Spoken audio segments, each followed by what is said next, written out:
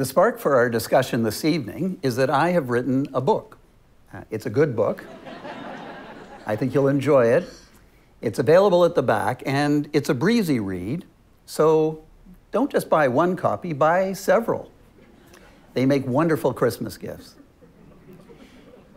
But while there's lots of interesting stories in the book, sometimes funny and sometimes hopefully inspirational, some stories from the past, decades ago, about making and failing at making early films and writing songs and performing them in romantic and far-flung places like on board a U.S. destroyer, in a U.S. Army base, and a nightly gig at the Playboy Club in Ankara, Turkey, to more recent stories like the evolution of Canada's music awards, the Juno Awards, and of course, the entire Degrassi franchise. And also working, sometimes wearing my lawyer hat and sometimes the producer hat, with some very high-profile celebrities. But while the book and those stories are fun, in fact, they're not the primary focus tonight, although what is the focus is very much tied up in, and in a sense, foundational to all those stories, namely, Canadian identity and sovereignty and safety in the face of global digital behemoths like Facebook, Apple, Amazon, Netflix, and Google. As you may know, those companies are now often referred to in the industry as the FAANG companies, F-A-A-N-G, taking the first letters of Facebook, Apple, Amazon, Netflix, and Google. You might think YouTube should be in there too, making it fangy, but actually it already is there since it's owned by Google. I've been called a nerd in nerd's clothing, so it won't surprise you that in Degrassi, one of our priorities has been engaging audiences through nerd-like activities, mostly through the internet and what is now called social media. Activities that are in addition to and complementary to the Degrassi show itself. Devoting a lot of time and energy to those digital activities and the interactions and interactivity we try to foster between ourselves and our viewers has led us to reflect generally on the role of the internet in society, and indeed to tonight's topic. Can we Canadians survive the onslaught of changes, some very good and some very, very bad, that the internet has brought to us and indeed continues to bring to us every day? Some very intelligent people have asserted that's not really a question worth answering or even asking, because the game is already over. That the free market has already decided. The FAANG companies and others like them have swept over us, and there is nothing we can do. And indeed, maybe even more importantly, even if there were something we could do, we should not, because the free market has already spoken. I'd like to start by looking directly at that assertion, and specifically the part about the free market, because I'm a believer in the free market. It's an extraordinarily successful method of determining optimal allocation of resources in an economy. At the end of this evening's talk, I'll give some thoughts about what we as individuals, as mothers and fathers and sons and daughters, what we as individuals can be doing.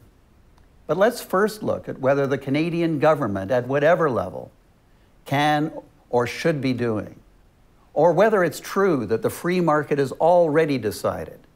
It's an issue that is particularly topical because of Canada's recent successful fight during the very bitter NAFTA renegotiations to exempt the entertainment and cultural industries from the provisions of what is now called the USMCA.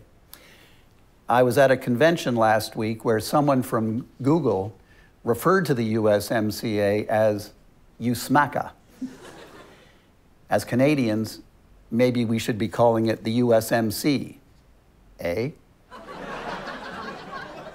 It's also topical because the Canadian government is now involved in an in-depth review of the CRTC, which for years has been heavily regulating the broadcasting and communications systems in Canada, and through those industries, regulating the music, film, and television industries.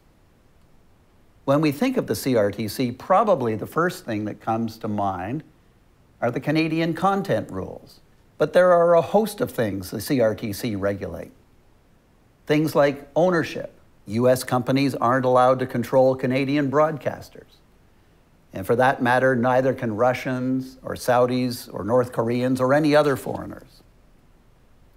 Other things include ensuring safe spaces for our children, both in content and advertising, making sure local, regional, and national news are properly presented and supported, ensuring competition and inclusiveness and diversity, all while regulating the cost of services. But as for the internet, the CRTC has taken a completely hands-off approach.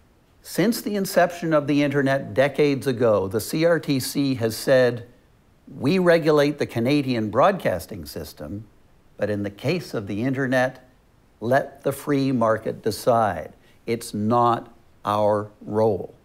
Now, some of us might point out that the internet services, particularly Netflix, are rapidly becoming the Canadian broadcasting system. And hello, if you're the broadcast regulator, maybe you should think of regulating this new broadcast system.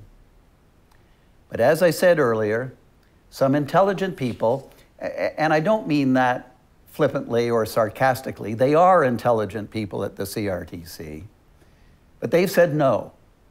The free market has already ruled. But does that mean that Americans and Russians and Saudis and North Koreans can essentially broadcast whatever they want in Canada, as long as they use the internet to do so? Does that mean that we can't have any say in fake news they might spread? That we can't ensure safe zones for our children? That we can't ensure competition and inclusiveness and diversity? They say the free market has decided. So let's talk about this free market. I want to introduce you to a cool dude. His name is Vilfredo Federico Damaso Pareto. He was born in Italy in the mid-1850s, died in 1923. An Italian engineer, sociologist, philosopher, and economist. He helped develop the field of microeconomics. And it's a bit of a wild overstatement, but you might say he invented the free market. Just as a side note, he also invented the Pareto principle. You might think you don't know what the Pareto principle is, but actually, you probably do. It's sometimes called the 80-20 rule, namely that for many events, roughly 80% of the effects come from just 20% of the causes. He developed this principle based on observations of his, such as that 80% of the land in Italy was owned by about 20% of the population. And this led to the development of Pareto distribution of various things, a primary one being the distribution of wealth, namely the richest 20% of a population derive 80% of its income. Today, we see the Pareto principle in action in a large number of fields, some as esoteric as the file size distribution of internet traffic, which uses TCP protocol. Many smaller files, few larger ones. Meteorites, sand particles, and hard disk drive error rates. But I've digressed. What I really wanted to draw your attention to is something referred to as Pareto efficiency. It's basically a way of saying that an optimal system of allocating resources, a Pareto optimal system, is one in which no alternative allocation can be made, which would make any one participant better off without simultaneously making other participants' allocations comparably, or even more than comparably, worse off. Why am I talking about this? It can be shown that a system of free markets will lead to a Pareto optimal outcome. However, the results only hold when the necessary conditions of the system are met. Things like, in the case of free markets, knowledgeable buyers and sellers, ease of entry and exit, negligible transaction fees. The markets are fully competitive. Remember that one, the markets are fully competitive. And a bunch of other conditions. Let's regroup. A Pareto optimal system is good, and the free market is a Pareto optimal system, provided that certain conditions are met. So the free market is good, so long as those conditions are met. Now another concept. I don't know if any of you ever took an Economics 101 course, but if you did, you probably used a textbook by a guy named Richard Lipsey.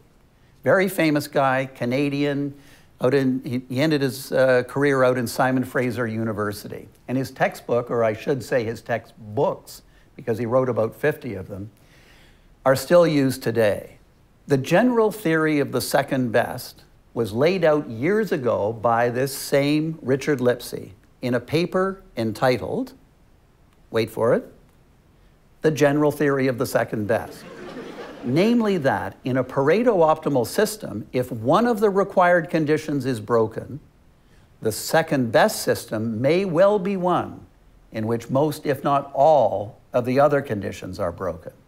I'll say that again. In a Pareto optimal system, if one of the required conditions is broken, the second best system may well be one in which most, if not all, of the other conditions are broken.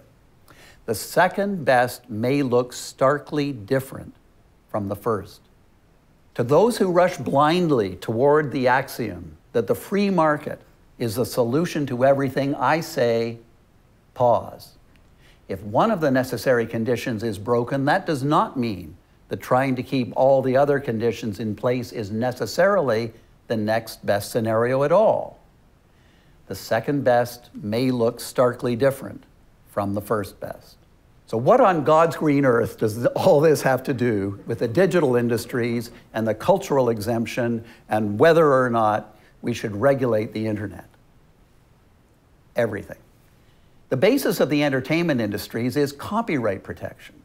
And one of the necessary conditions of the Pareto optimal system we call the free market is necessarily and irretrievably broken in the copyright world. Let me explain. In the physical world, things like tires and watches and cars and widgets, when you manufacture them, there's a cost. There's, of course, the cost for all the setup and actually producing the very first tire, let's say. But there's also a cost for producing the 1,000th tire and the 1,000,000th and the 1,000,000th one. The cost tends to go down as you produce more and more, but there's always a cost. But in the digital world, it's very different. There's a cost for producing the master copy of the film A Star is Born. And by the way, if you haven't seen the new version of A Star is Born, I highly recommend it. Just bring along lots of Kleenex. But having produced that very first copy of A Star is Born, the cost of producing the next copy, say to send to a theater in New York, and the cost of the 1,000th copy, say to send to a theater in Roanoke, West Virginia, and the cost of the 1,000,000th copy, perhaps to send to a Netflix customer in Toronto, are all exactly zero. That's unlike anything that economists assume when they look at free markets. In economic terms, in the digital world, the marginal cost of additional copies of a copyright work is zero. Copyright works are intangible works, and they are profoundly different from physical goods. In other words, a necessary condition of the Pareto optimal system is broken. Remember that condition from before, that the markets have to be fully competitive. That condition is broken, and the second best system is likely one in which most, if not all, of the other conditions are broken. You didn't know you were going to have to work so hard when you came here this evening, did you? Here we are getting into some very dense economic theorems, but don't worry, it's coasting downhill from here.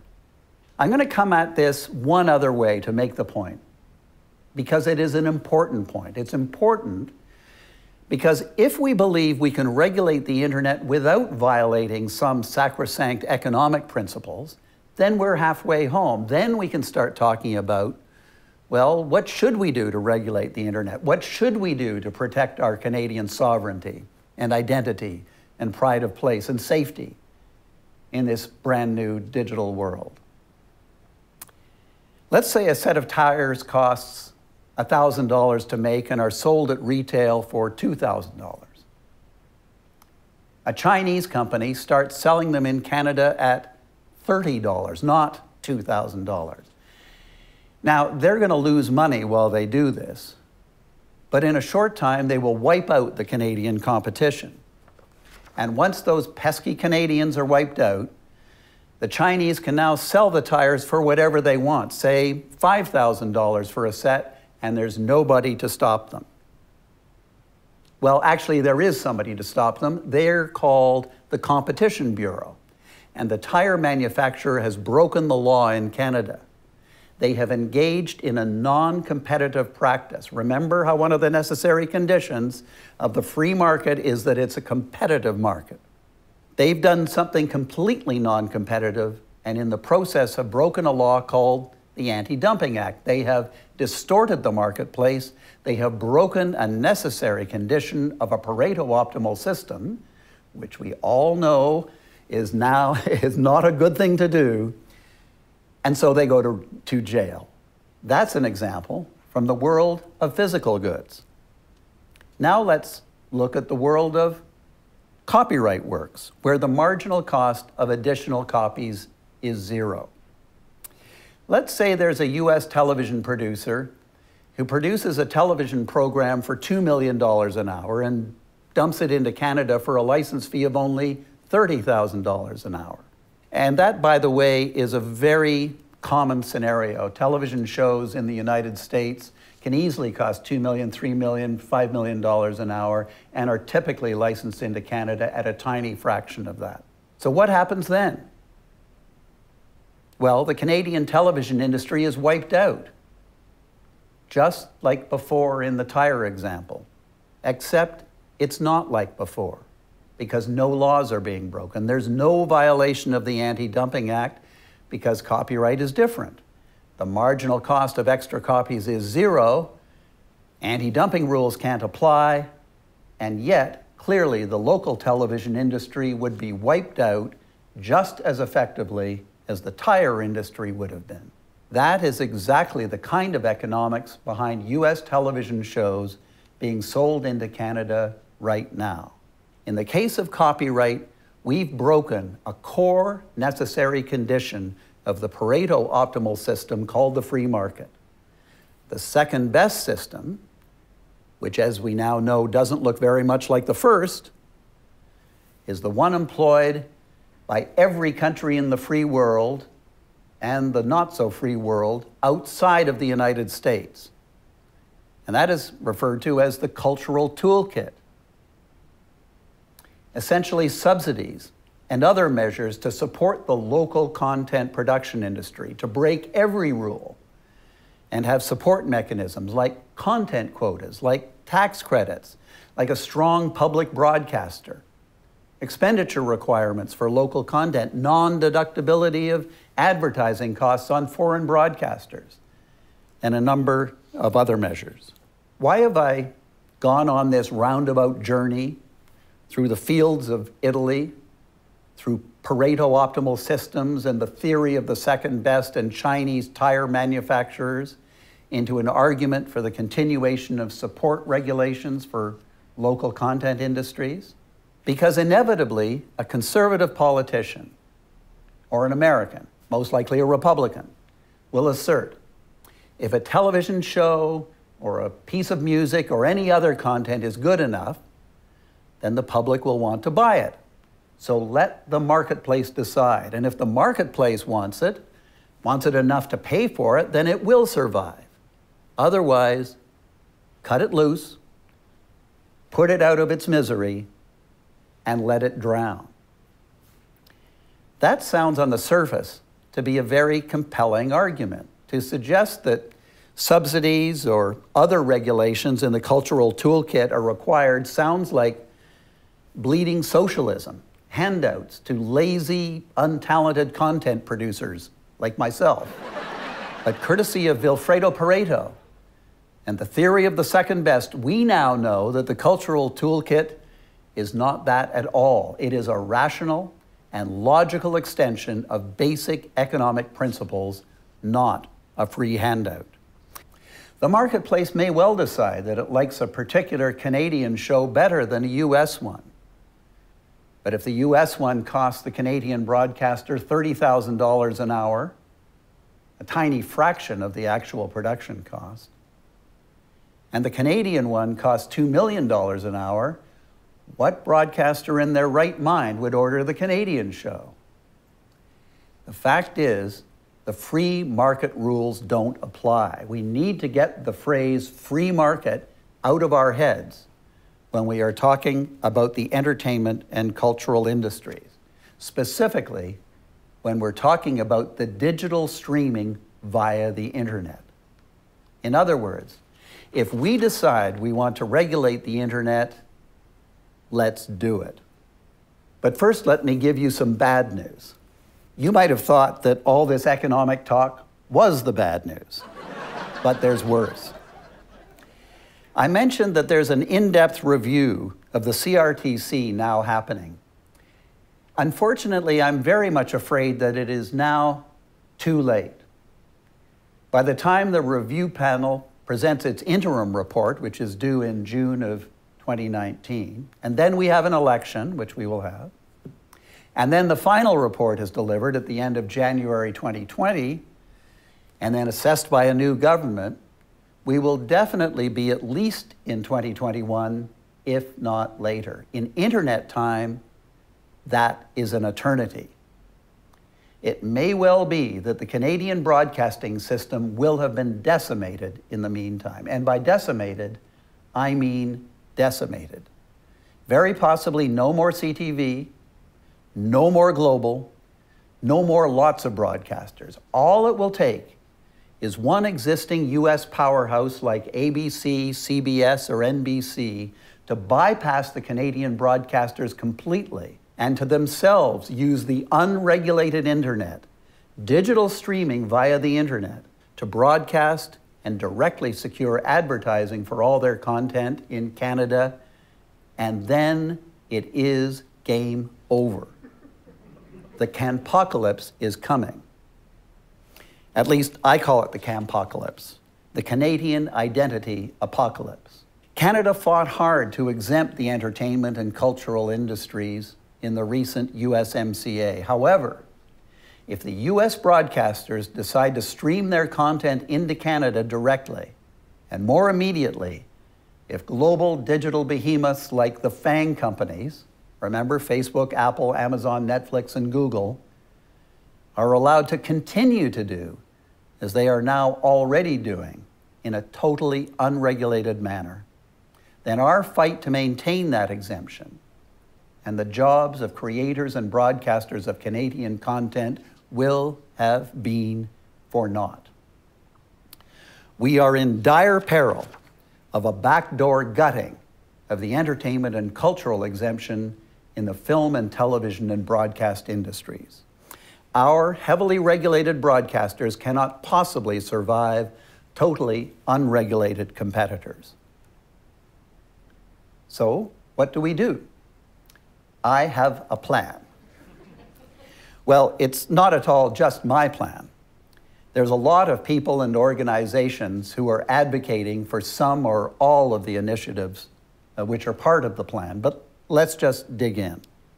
First, the European Union is moving ahead with its proposed law that will require video streamers like Amazon Prime and Netflix to devote at least 30% of their on-demand libraries to local content. The streaming platforms can meet the requirement several ways: commissioning local content, acquiring existing content from local producers, or by contributing to national film and television funds. As for Canada, what we should do is require the CRTC to do its job and start regulating internet broadcasters in two primary ways. These ways are patterned after what the CRTC is already successfully doing to regulate Canadian pay television services. And if you think about it, the pay television services are very much like what Netflix is doing. First, some light-handed regulation to provide a pride of place, a discoverability via the advertising and the algorithm placement for Canadian content on the digital services. And let me explain.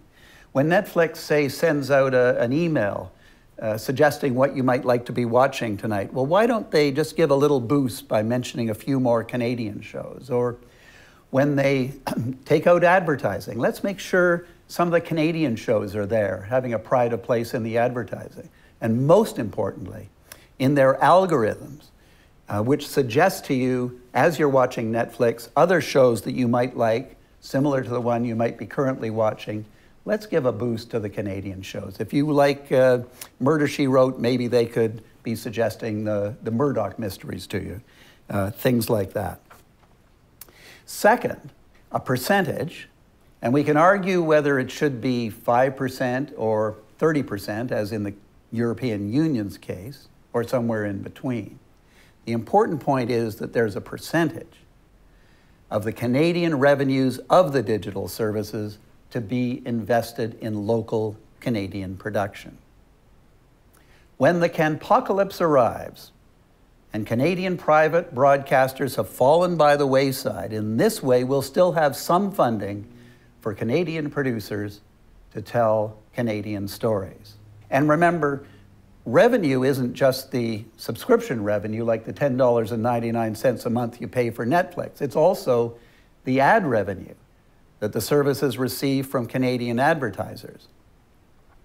Netflix doesn't have ads, but YouTube and Google do. Now, I will say that, unfortunately, to my mind, a number of years ago, Stephen Harper poisoned the well for this type of approach by making the very simplistic and totally incorrect, but unfortunately very catchy assertion that anything the digital industries would contribute should be called a Netflix tax. It's not a tax, it's a contribution. A contribution which, thanks to Pareto, we already know is rational and logical and justified. A contribution the European Union and others all around the world are already requiring, a contribution that Canadian broadcasters currently already make, and a contribution that would go some way to leveling the playing field toward the Pareto optimal system that is our ideal. But I do admit that we have a marketing problem to sell this to Canadians who love their Netflix and don't want it taxed. But regardless, those are the first two elements of the plan: discoverability and a percentage of revenues for local production. Speaking of leveling the playing field, the next part of the plan relates to HST. Right now, if you order Crave TV, which is very much like Netflix and has lots of American shows, including Game of Thrones and other series like that. As I say, it's very similar to Netflix and Amazon Prime. You pay your $10 per month or whatever, plus 13% HST. But when you subscribe to Netflix or Amazon, you don't pay HST. Why is this? Well, Netflix and Amazon are American-owned, and Crave is Canadian-owned. It's owned by Bell. So it's subject to HST, and Netflix and the others are not. How is that fair? It's not a level playing field. The Canadian broadcaster Crave is at a significant price disadvantage to all the American services. And similarly, why, when a Canadian advertiser buys ads on a Canadian website like globeandmail.ca or nationalpost.com or cbc.ca or global.ca, the advertiser pays HST on top. But when a Canadian advertiser buys an ad on CNN.com or on YouTube or Google, even if that ad is targeted and only visible to Canadians, there's no HST. How is that fair? The Canadian websites are at a distinct disadvantage in securing ad revenues. So back to the plan. We start collecting HST on the Canadian revenues of foreign digital services. Now, what do we do with the HST we collect? Well, for starters, because I'm a generous guy, let's give half of it back directly to the Canadian people by using it to reduce our national debt. And we could be talking about hundreds of millions of dollars here. What do we do with the other half? There are a number of worthwhile initiatives that can help Canada maintain its sovereignty and identity and safety. In my book, there are several stories which cast the CBC in a negative light, which might make you believe that I am anti-CBC, but it's actually 100% the reverse. I think we need the CBC more than ever. So that's part of the plan. More dollars and resources, much more dollars and resources for public broadcasters. I think, of course, primarily of the CBC, which is going to play an even more vital role in the coming decades as Canadian private broadcasters fall by the wayside. But the CBC is not the only one. There are a number of public broadcasters or quasi-public broadcasters in French and English and Aboriginal and other languages who not only deserve our support, but we need their support in our battle to retain Canadian sovereignty and identity. Finally, we all know the crisis that has been created by truly fake news. Not the news that Donald Trump doesn't like, but the actual fake news. I hate to say it, but it's going to get worse in the coming years. So we need to devote substantial resources to institutions which maintain recognized journalistic standards and practices, who prioritize accuracy, fairness, balance, impartiality, and integrity, who always get two sources when feasible, who don't have conflicts of interest, or at least fully disclose when they do, and who immediately and prominently correct mistakes when they make them. Now, to a certain extent, providing increased funding for the CBC can help out in this. But there are solid private organizations. It doesn't matter whether they are right-leaning like the National Post or left-leaning like the Toronto Star, whether they are local or regional or national. It doesn't matter at all what we may think about their editorial positions. These organizations, and we know who they are, strive their best to maintain the highest standards of journalistic integrity, but they need our help. The tsunami that is overtaking the Canadian broadcasting system, the Can-pocalypse, likely will sweep them away also as foreign digital news crashes over the border, unless we provide them assistance to do their jobs. No matter what Trump says, we need a diverse, free press that maintains the highest journalistic standards, and we need to battle fake news and disinformation by helping all these organizations, public and private, survive the Can-pocalypse. And along that same vein, we need to give resources to school boards and teachers and nonprofit organizations who can educate us and inform us about fake news, how it succeeds, how we are being manipulated, and how we can free ourselves from the manipulation. This information literacy needs to become part of all our lives. Information literacy is so important. We need to devote resources to it at all levels. And I would go so far as to say we should treat information literacy as an element of national security, of keeping our freedom, our democracy safe from intrusion and manipulation. That's the plan. I do feel it necessary to make the point that what I'm saying is not self-serving. The first part of the plan had the effect of boosting or at least retaining the funding for production and broadcasting of local content. But just so you know, Degrassi does not now use Canada Media Fund or telefilm funding or other local agency funding, and in fact is financed almost identically to an American show. Netflix pretty much pays for the production costs. After all, we're in 237 territories worldwide and 17 different languages, so in some ways, Degrassi is the exception that proves the rule. Degrassi is going to hang in regardless of the Can-pocalypse.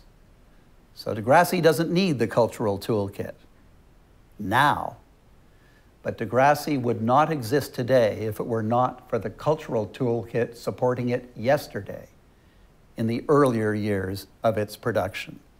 Speaking of Degrassi, I'm going to conclude this talk by offering some observations based on our decades of working with teen audiences over the air and on the internet. Now, these will not be scientific observations. The digital platforms are so new and ever-changing that there aren't very many statistically valid maxims to refer to. They are simply our Degrassi team thinking about how we as individuals and parents and grandparents and aunts and uncles can react to this new frontier. Back in 2001, we created a Degrassi website, which, if I may say, at the time was groundbreaking.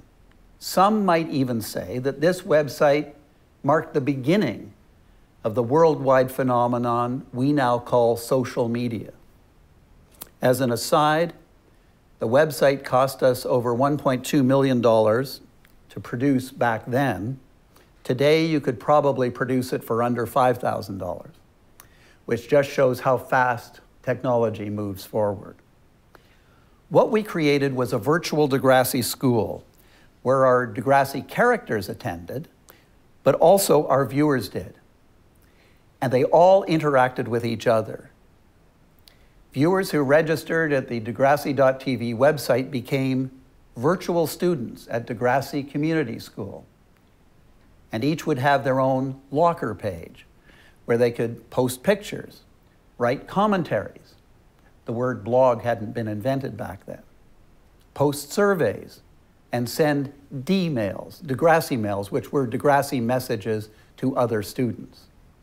These features were cutting edge in and of themselves. Remember, this was long before the advent of Facebook or even of MySpace. But added to this was making the Degrassi characters themselves part of the ecosystem.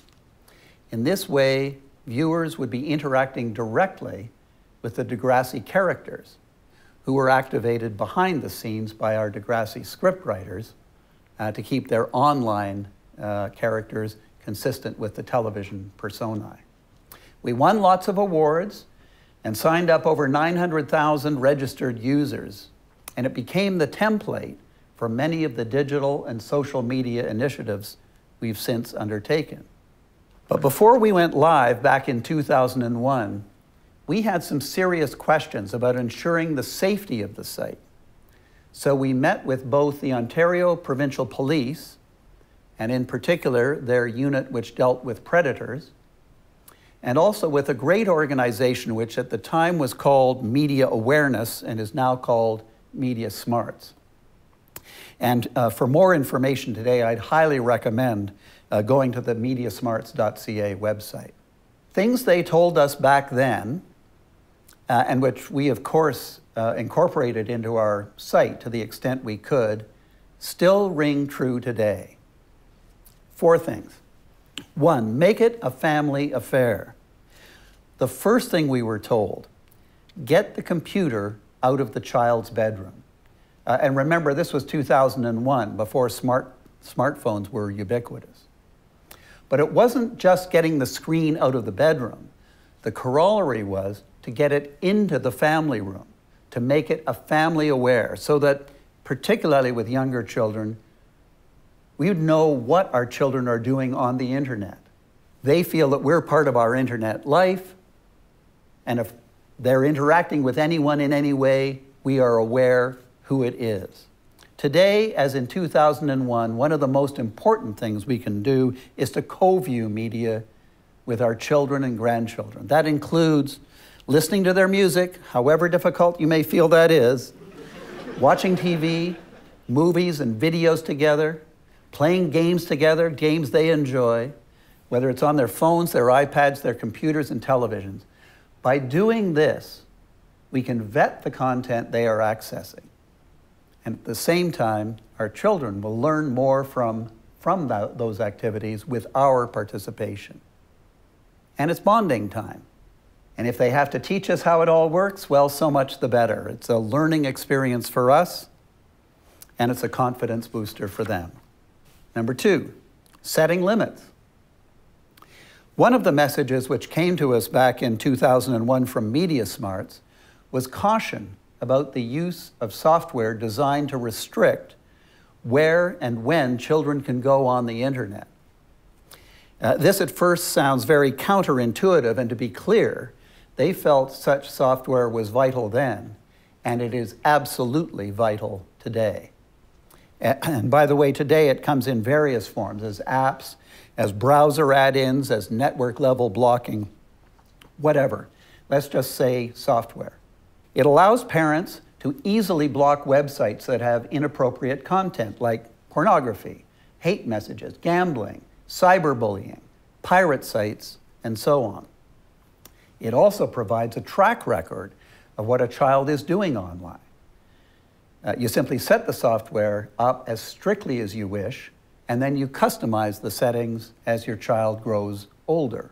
Also, you can block any attempt at sending personal information to the internet. So why did Media Smarts express caution? Such software is not a substitute for good parenting. If you simply install the software, set the limits, and walk away thinking your child is safe, you could be in for a rude awakening. First, there's a danger that you become the enemy. You're seen as setting arbitrary rules and spying on your child, which raises problems of trust and respect within the family. And secondly, and particularly if you're seen as the enemy, children are very adept at getting around the settings, usually by using someone else's smartphone or computer, or, and our kids are very smart, by figuring out the password and adjusting the settings themselves. And then we've got no knowledge of what's going on, no input whatsoever. So the caution is, as vital as the parental monitoring software is, it's also vital to work together with our children to explain the software, explain the dangers it's trying to address, and collaborate with our children so that they are part of the decision about what the appropriate settings and limits are. And of course, this is an ongoing process which involves talking about what they are doing on the internet, what their friends are doing on the internet, and encouraging them to come forward without retribution if they do or discover anything inappropriate or frightening or confusing on the internet. So in a sense, we keep coming back to the first maxim, make it a family affair. Software can be helpful, but it's not the only tool in our arsenal. There are everyday limits and boundaries we need to establish, hopefully in discussion and cooperation with our children. Older children in particular will understand the concept of balance. They know that it's important to eat healthy foods alongside candy. And the same is true of screen time. There's a time for screens just as there's a time for candy, but not at the expense of time for physical activity and connecting with real people in real time. Some families will be more restrictive and set greater limits. Others will be more liberal and have lower limits. Most families would agree on no screens during family mealtimes, no screens while you're doing homework. Other families would agree to have no screens in the bedrooms, or no social media until you're 13 years old. There's no right or wrong. The important point is that there are limits, and that to the extent possible, our children have input into setting them. Now, that way, they are more likely to abide by them. Number 3, keeping private. In line with recommendations from the police and media smarts back in 2001, we developed a code of conduct which those who participated in our Degrassi website had to follow. Our code of conduct had things in it that you would expect, like not using swear words and not harassing others, things like that. But the number one priority which came to us from the police and media smarts was don't reveal personal information. Don't post anything that could give a clue or even a partial clue about who you are or where you are. Never your real name or a picture of yourself or the name of your school. Certainly not your address, but not even your town or city. At the time, it wasn't just a question of privacy per se, but one of safety. Now, if someone broke the code, they would receive a stern D-mail from Principal Simpson, letting them know what they had done, and simultaneously undoing whatever it was they shouldn't have done. And of course, serial offenders would be suspended entirely from the site. We wanted even their transgressions to be teachable moments. Flash forward to the present. Privacy, whether it's hacking or tracking or identity theft, is even more of a concern. The admonition against revealing your name and picture has certainly faded into the background, at least for teens and older, as they embark into Facebook and Twitter and Instagram and Snapchat. But the concern about privacy generally remains. And by the way, where are kids, the older kids, on the internet? Instagram and Snapchat, not Facebook. That doesn't mean they don't use Facebook. They absolutely do.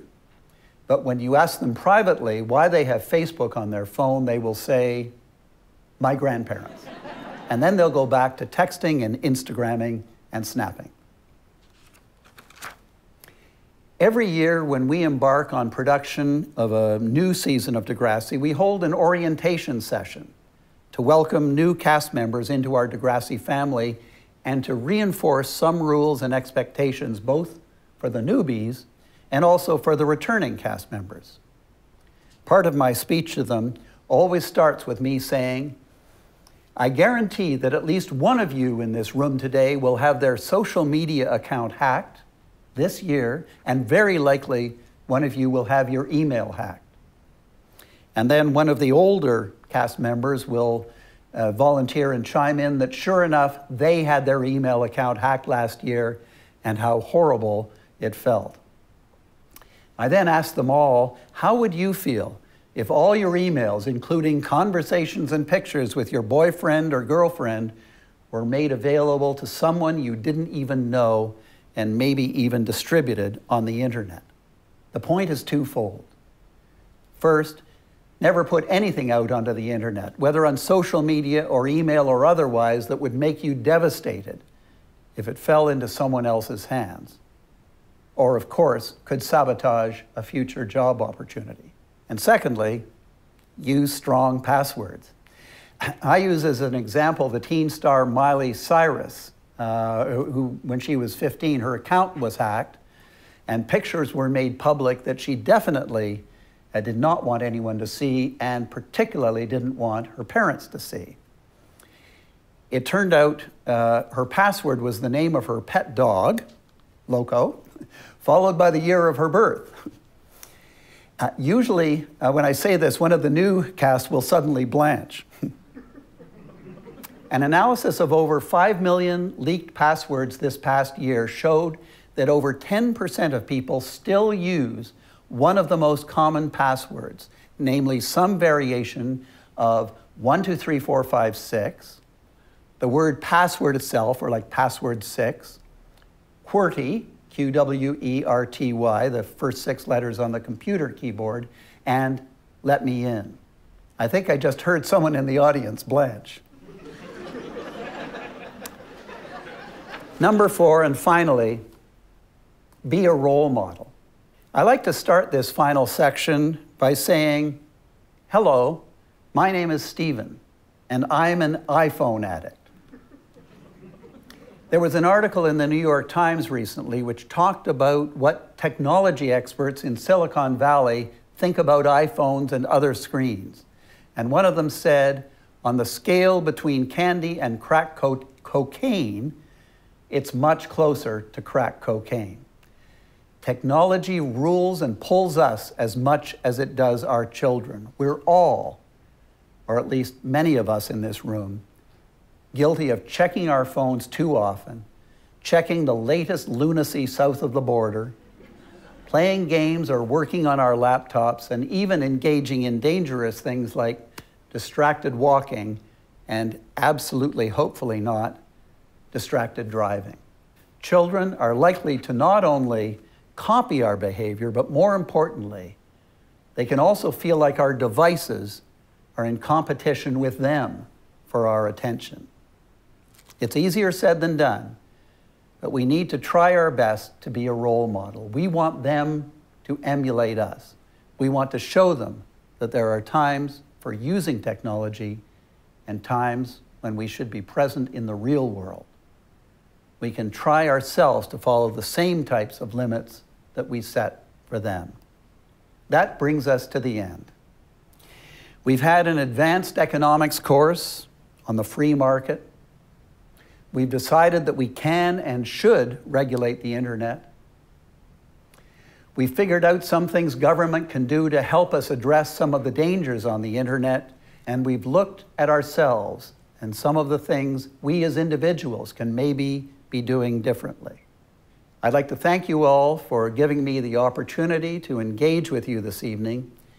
And in particular, I'd like to thank Laurie Squires and Kathy Hayhurst for spearheading tonight's talk.